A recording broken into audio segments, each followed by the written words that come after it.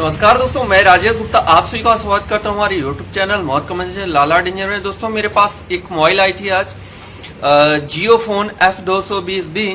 और दोस्तों इसमें प्रॉब्लम ये है कि इसमें चार्जिंग सही से शो नहीं करता, कभी कुछ बता रहा है कभी कुछ बता रहा है और चार्जिंग एक जगह स्टक हो जाएगा। जैसे अभी अगर हम बात करें तो इसमें 71 शो कर रहा है और इसको हम कितनी भी देर लगाएं तो ये 71 ही शो करेगा या फिर 70 हो जाएगा, 71 से 70 हो जाएगा। तो ये सारी प्रॉब्लम आ रही है दोस्तों। वैसे तो आपको वीडियो बहुत सारी मिल जाएंगी यूट्यूब चैनल में, लेकिन आज की जो मेरी वीडियो है वो बहुत खास है क्योंकि मैं आया हूँ एक इसके फुल स्कीमेटिक के साथ में जो आपको पूरे यूट्यूब में पूरे गूगल में अभी नहीं मिलेगा। तो वीडियो को बिना स्किप किए चलिए देखते रहें और बिना देर किए चलिए हम शुरू करते हैं। तो दोस्तों देख सकते हैं यहाँ पे हमारी जो मोबाइल है वो ऑन है और यहाँ पे ये देखिए मैंने चार्जिंग लगा दिया और चार्जिंग में लगाने के बाद आपको देखिए यहाँ पे चार्जिंग का सिंबल भी दिखता होगा। तो मतलब अभी ये चार्जिंग शो कर रही है। लेकिन दोस्तों अगर इसी को हम मोबाइल ऑफ करके लगाते हैं तो चलिए हम मोबाइल को ऑफ कर देते हैं। तो ये हमने मोबाइल को अभी ऑफ कर दिया और फिर देखते हैं कि इसमें चार्जिंग शो करती है या नहीं। दोस्तों देख सकते हैं यहाँ हमारी जो चार्जिंग है वो ऑन है और बाकायदे ये चार्जिंग बता भी रही है। देख सकते हैं कि इसमें 6% अभी जो चार्जिंग है। और दोस्तों अब चार्जिंग तो शो कर रही है, लेकिन अब इसको स्टेप बाय स्टेप हम देखेंगे कि इसमें जो प्रॉपर वोल्टेज वगैरह आना चाहिए वो आ रहा है कि नहीं। तो चलिए हम इसकी बैटरी को निकाल लेंगे एक बार। तो चलिए हम बैटरी को निकाल लेते हैं। बैटरी निकालने के बाद अब हम यहाँ पे इसका वोल्टेज चेक करेंगे। तो दोस्तों यहाँ पे हम वोल्टेज चेक करते हैं। देखिए अभी जो वोल्टेज हमारा आ रहा है वो है 0.44। तो इसको हम ये भी करेंगे एक बार कि इसका जो चार्जिंग पिन है निकाल के और हम चार्जिंग प्रिंट पे जो हमारा चार्जिंग कनेक्टर का प्रिंट है उस पे चेक करेंगे कि हमारा वहाँ पे जो वोल्टेज आना चाहिए वो आ रहा है कि नहीं।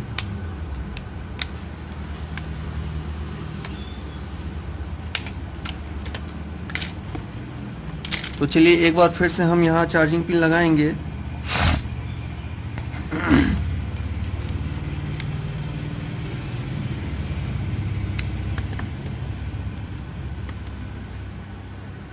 और देखिए हम जब यहाँ चार्जिंग के टिप्स में जो हमारा टेस्टिंग पॉइंट है उस पर हम जब चेक करते हैं तो इसमें देखिए 5.21 जो हमारा चार्जिंग का वोल्टेज बनना चाहिए वो यहाँ पे आ रहा है। मतलब हमारा जो चार्जिंग कनेक्टर है वो बिल्कुल सही है। अगर हम बात करें इसके BSI की तो देख सकते हैं BSI में हमारा 0.83 आ रहा है। और यहाँ Vbat में जब भी सप्लाई चेक कर रहे हैं कोई वोल्टेज नहीं आ रहा है। तो अब दोस्तों यहाँ पे अब जो बात आती है कि वोल्टेज यहाँ पे हमें कहाँ कैसे कैसे जाता है। तो एक बार हम इसका जो स्कीमेटिक डायग्राम है उसको हम पहले पूरी तरह से समझ लेते हैं कि किस तरह से हमारा एक चार्जिंग सर्किट काम करता है। उसके बाद फिर हम इस पे काम करेंगे।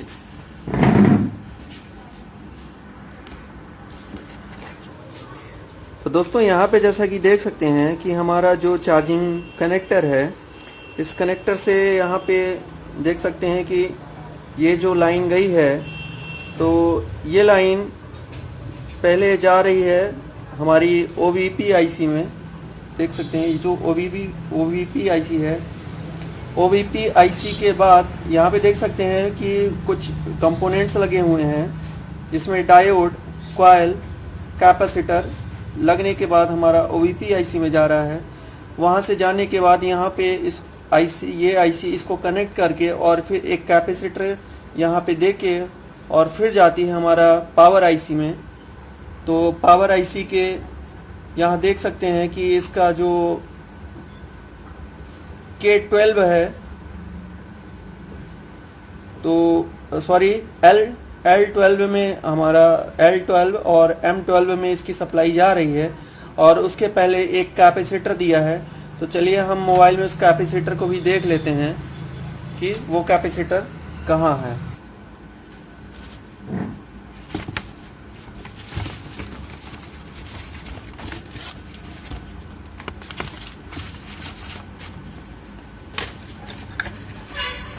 तो दोस्तों अगर हम शुरुआत में देखें तो ये देखिए हमारा जो चार्जिंग कनेक्टर से निकलने वाला पॉइंट है, तो वो यहाँ पे निकल के, और ये जो आपको एक टेस्टिंग पॉइंट दिखता होगा वो टेस्टिंग पॉइंट ये है। उसके बाद यहाँ जो आपको डायोड, ये डायोड मिल रहा है तो वो इस डायोड में जाएगा। उसके बाद आपको यहाँ पे एक कॉइल मिलेगा, तो इस कॉइल के थ्रू, और फिर उसके बाद आपका एक कैपेसिटर के थ्रू, यहाँ एक कैपेसिटर के थ्रू अब ये जाएगा इस OVP IC में। तो ये देखिए ये रहा हमारी OVP IC। तो अब ये OVP IC में क्या करेगा कि ये IC जो प्रोटेक्शन के लिए बनाई गई, ओवर वोल्टेज प्रोटेक्शन, तो ये 3 पॉइंट इसको एक तरह से इस हम फ्यूज बोल सकते हैं। तो इसको कनेक्ट करके और यहाँ पे एक कैपेसिटर लगा दिया गया है। देखिए यहाँ पे एक कैपेसिटर दिया है।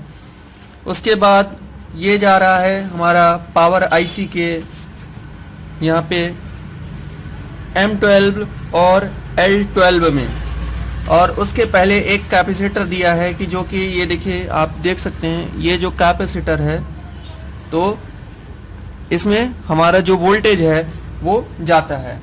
तो अब यहाँ सबसे पहला काम हमारा दोस्तों ये होगा कि हम चार्जिंग में लगाने के बाद ये देखेंगे कि अगर ये चार्जिंग कहीं पे ब्रेक है तो यहाँ पे जो आने वाला वोल्टेज है, यानी कि हमारा जो USB इन का वोल्टेज है वो नहीं बनेगा। तो सबसे पहला काम तो हम यहाँ पे चेक करेंगे एक बार वोल्टेज। ये तो कंफर्म हो गया कि जो यहाँ पे आने वाला वोल्टेज था वो यहाँ पे 5.19 आ रहा है, मतलब हमारा चार्जिंग कनेक्टर तो सही है। अब दोस्तों यहाँ तक एक बार चेक करेंगे कॉइल तक और इस कैपेसिटर तक, तो इसमें भी 5 वोल्टेज आ रहा है जो हमारा आना चाहिए, मतलब यहाँ तक की सप्लाई ओके है। अब हम बात करते हैं इस OVP IC की। तो ये OVP IC अगर सही होगा तो हमारा इस कैपेसिटर में वोल्टेज आएगा, अगर ये सही नहीं होगा तो इस कैपेसिटर में वोल्टेज नहीं आएगा। तो अगर आपके में वोल्टेज यहाँ नहीं आ रहा है तो आपको यहाँ से उठा के एक जंपर दे देना है इस कैपेसिटर के इस भाग में। लेकिन अगर दोस्तों यहाँ पे वोल्टेज आ रहा है तो फिर अब हमको चेक करना पड़ेगा पावर IC के इस हिस्से में। तो जैसा कि देख सकते हैं कि पावर IC के पास ये जो कैपेसिटर है जो कि हमारा M12 और L12 में जा रहा है, तो यहाँ भी हमारा वोल्टेज पूरा बन रहा है जो हमें मिलना चाहिए। तो मतलब हमारा जो प्रॉपर चार्जिंग कनेक्टर से लेके यहाँ तक की जो लाइन है वो पूरी तरह से ओके है। अब दोस्तों होता क्या है कि यहाँ पे जब ये ओके हो जाता है तो हमारे लिए 2 चीज़ें और जो हमें ज़रूरी होती हैं, तो उसको भी एक बार हमें देखना होता है कि आपका जो DP और DM की लाइन होती है, ये देख सकते हैं जैसा कि ये देखिए चार्जिंग कनेक्टर में जो DP और DM की लाइन होती है, तो ये देखिए यहाँ पे 2 डायोड दे दिए गए हैं आपको। जैसा कि यहाँ देखिए आपको यहाँ 2 डायोड मिल जाएंगे। उसके बाद एक डुअल कॉइल मिल जाएगा, यहाँ पे डुअल कॉइल मिल जाएगा। तो और टेस्टिंग पॉइंट भी देखिए DM और DP की दी हुई है। तो इसके माध्यम से ये फिर जाता है हमारा CPU में। तो इसमें तो हम एक ही काम कर सकते हैं कि इसका रेजिस्टेंस चेक करते हैं। तो चलिए रेजिस्टेंस भी हम चेक कर लेते हैं एक बार। तो एक बार हम चार्जिंग को निकाल देंगे और ये देखिए जो हमारा DM और DP जो दोनों की सप्लाई आनी चाहिए CPU से वो यहाँ पे आ रही है।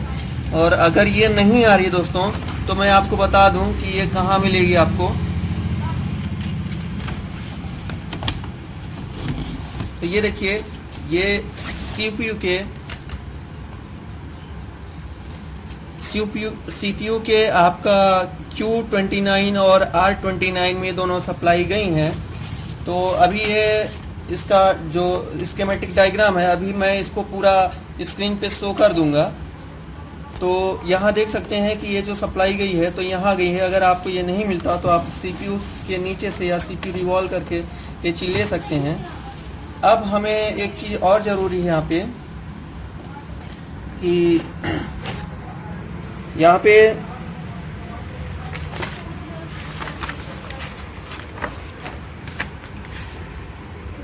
दोस्तों यहाँ पे जो BSI का पॉइंट होता है, ये देखिए BSI का जो सर्किट होता है यहाँ टेस्टिंग पॉइंट के थ्रू, और यहाँ पे आपको 2 रजिस्टर मिलेगा जैसा कि देख सकते हैं।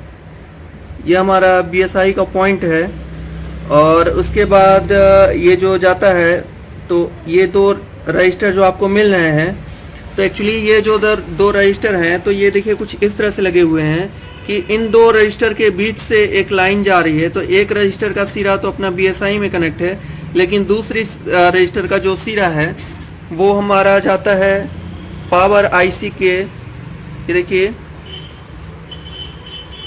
अपना K11 में जाता है, और जो दूसरा है वो K10 में, यानी कि BSI का ये जो सिरा है K10 में जाता है, और जो इस रजिस्टर का सिरा है तो वो जाता है अपना K11 में। तो दोस्तों ये जो BSI है तो उसके बीच से ये जाता है, यानी कि एक रजिस्टर इधर है एक रजिस्टर इधर है, इसको डिवाइड करके, और यहाँ से हमारा जो वोल्टेज है BSI की लाइन है वो कंप्लीट होती है। तो एक बार हम इसको भी चेक करेंगे। अगर ये BSI की लाइन आपकी कहीं ब्रेक हो रही है तो आपका टेम्परेचर टू हाई या टू लो का भी प्रॉब्लम आएगा। तो चलिए हम एक बार BSI की लाइन भी चेक करेंगे। हालांकि ये सारी चीज़ें बाद में चेक करने के लिए होती हैं, लेकिन अब चूंकि मैंने स्कीमेटिक आपके लिए बनाया है तो हम आपको एक बार ज़रूर दिखाना चाहते हैं। तो ये देखिए यहाँ पे हम जो BSI की लाइन चेक करते हैं तो आपको यहाँ पे जो रेजिस्टेंस देखिए 1567 आना चाहिए, वो यहाँ पे बिल्कुल आ रहा है।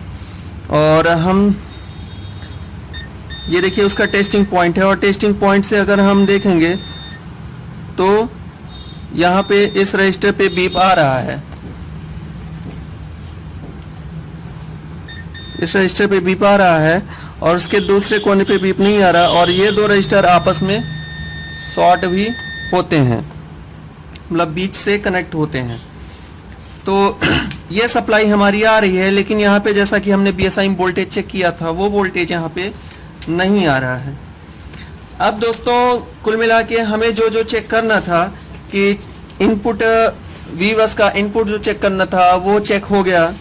ये देखिए हमें V-बस का इनपुट चेक करना था वो चेक हो गया, और BSI हमारी चेक हो गई। यहाँ पे DPDM चेक हो गया, ग्राउंड तो है ही है। तो और सबसे बड़ी बात कि दोस्तों यहाँ पे जो चार्जिंग से आने वाली लाइन है तो यहाँ पावर IC तक कंप्लीट हो रही है, मतलब इन तक कंप्लीट हो रही है। यहाँ पे इनपुट जो हो रहा है वहाँ तक पूरी कंप्लीट हो रही है। अब दोस्तों बात ये होती है कि जैसे ही हम चार्जिंग लगाते हैं तो हमारा ये जो USB इन की लाइन होती है, जैसे ही ये कनेक्ट होती है उसके बाद जो DP और DM होता है ये जाता है CPU को सिग्नल देता है। जैसे ही ये सिग्नल देगा और यहाँ USB इन होगा तो दोस्तों ये जो हमारा पावर IC है तो ये क्या करता है कि यहाँ पे VWAT को और हमारा BSI को एक सिग्नल भेजता है। तो उसमें जैसे ही ये वोल्टेज जाएगा और इधर से ये जो BSI का सिग्नल जाएगा तो हमारे मोबाइल को ये पता चलेगा कि हमारी जो बैटरी है वो कितने वोल्टेज है, तो वो चेक करके और फिर उसके बाद यहाँ पे जो VWAT की सप्लाई है वो हमारी कंप्लीट कर देगा। तो दोस्तों ये जैसे ही हमारा ये कंप्लीट हो जाएगा तो उसके बाद हमारा ये देखिए ये जो लाइन है VWAT की लाइन, तो वो हमारी कंप्लीट होनी चाहिए, जो कि हमारा C3 में C3 ABC3 लाइन पूरा ये जुड़ा हुआ है। तो 3 नंबर और 7 नंबर की लाइन पूरी जुड़ी हुई है।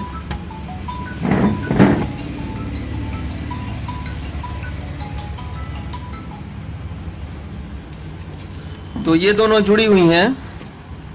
और उसके बाद ये देखिए कैपेसिटर भी लगा हुआ है 2।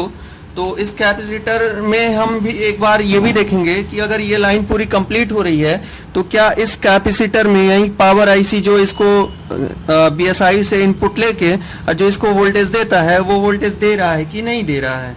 तो चलिए एक बार फिर से हम चार्ज में लगाएंगे और देखेंगे कि इनपुट तो हो रहा है लेकिन आउटपुट हो रहा है कि नहीं, उससे हमें क्लियर हो जाएगा।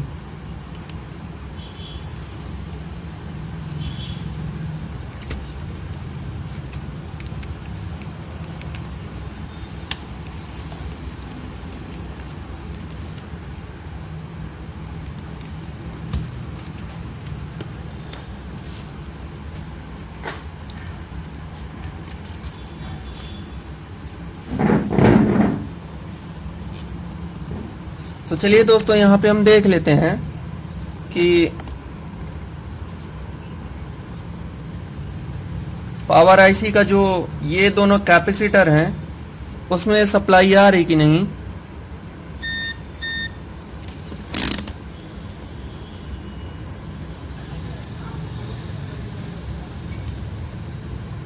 तो दोस्तों देख सकते हैं कि यहाँ दोनों ओर सप्लाई नहीं आ रही है। कैपेसिटर के दोनों सिरों में कोई सप्लाई नहीं आ रही, जबकि यहाँ पे इसकी सप्लाई मिलनी चाहिए। देखिए यहाँ पे और यहाँ पे इसकी सप्लाई मिलनी चाहिए, लेकिन यहाँ पे कोई सप्लाई अभी नहीं आ रही है। इसका मतलब ये है कि हमारी जो पावर आईसी है वो अभी डिस्टर्ब है, मतलब वो वर्क नहीं कर रही है, लेकिन फिर भी हमारा जो फ़ोन है वो पूरी तरह से ऑन हो रहा है। तो दोस्तों कुल मिला के ये है कि ये हमारी जो पावर आईसी है वीवैट का जो वोल्टेज बनाती है वो भी वोल्टेज नहीं बना रही है। और यहाँ पे देखिए ये जो हमारा वीपीएच की लाइन आती है, यहाँ वीपीएच की लाइन आती है उसमें भी इसको वोल्टेज बनाना चाहिए, लेकिन देख सकते हैं कि यहाँ वीपीएच की लाइन में भी कोई वोल्टेज नहीं बना रहा है। और यहाँ जो हमारा वीवैट वाला वोल्टेज है वो यहाँ पे प्रॉपर, यहाँ भी कोई वोल्टेज नहीं आ रहा है। देख सकते हैं कि यहाँ पे कोई वोल्टेज नहीं आ रहा। तो दोस्तों अभी इस कंडीशन हम अभी ये करेंगे कि इसको हम निकाल के एक बार रिवॉल्व करेंगे, और अगर रिवॉल्व करने से नहीं आता तो फिर हम इसको एक बार अगर रिवॉल्व करने से नहीं आता तो इसको हम चेंज करेंगे। तो चलिए हम वो चीज़ करके देखते हैं कि होता है, हमारा प्रॉब्लम सॉल्व होता है कि नहीं होता। और दोस्तों अगर ये स्कीमेटिक डायग्राम आपको पूरा देखना है तो अभी लास्ट में मैं इसका फोटो दे दूंगा, आप उसको देख सकते हैं और उसको स्क्रीनशॉट यूज से ले सकते हैं। तो चलिए पहले हम इसकी जो पावर आईसी है उसको निकाल लेंगे।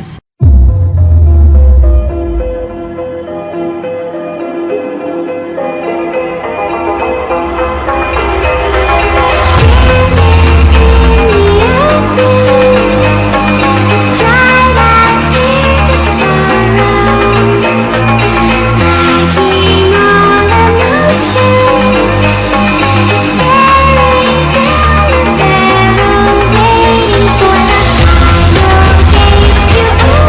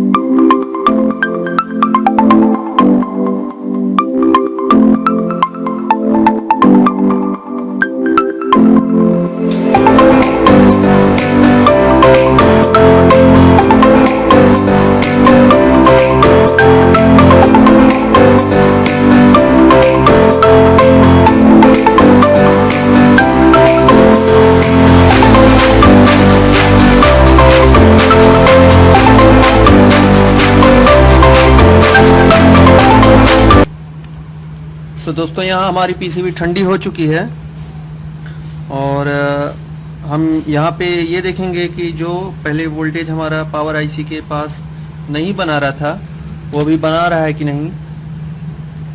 तो चलिए हम देख लेते हैं। तो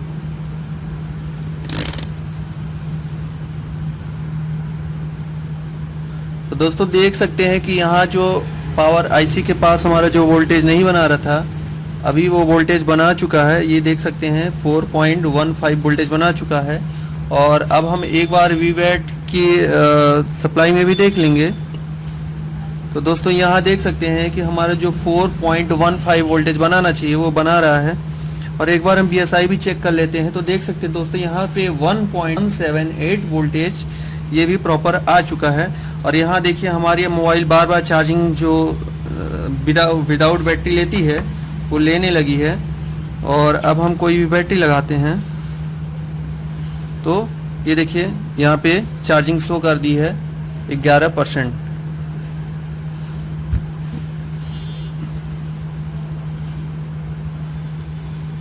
तो इस तरह से दोस्तों यहाँ पे जो हमारा जो फॉल्ट था वो पावर आईसी से था और इसके कारण से हमारा इनपुट तो हो रहा था वोल्टेज का लेकिन आउटपुट नहीं हो रहा था, जिसकी वजह से ये प्रॉब्लम आ रही थी। और इसमें दोस्तों अभी देख सकते हैं कि इसका जो वीपीएच पावर की लाइन का जो वोल्टेज नहीं बन रहा था वो भी एक बार हम चेक करेंगे।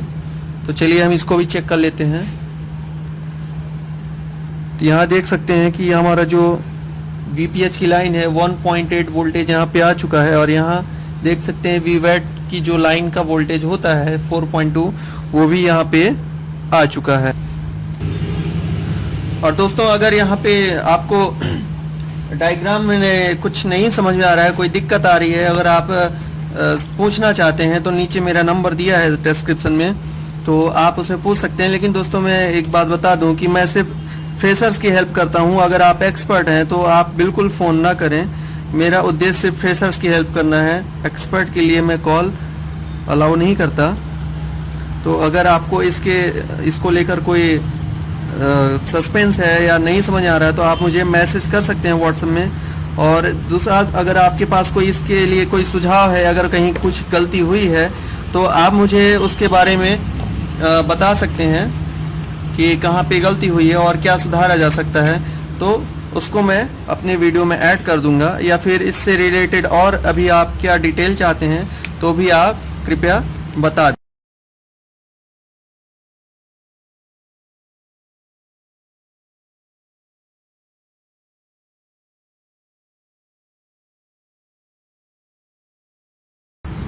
तो दोस्तों अगर आपकी वीडियो अच्छी लगी हो तो लाइक शेयर सब्सक्राइब कर सकते हैं। वीडियो को लास्ट तक देखने के लिए थैंक यू सो मच।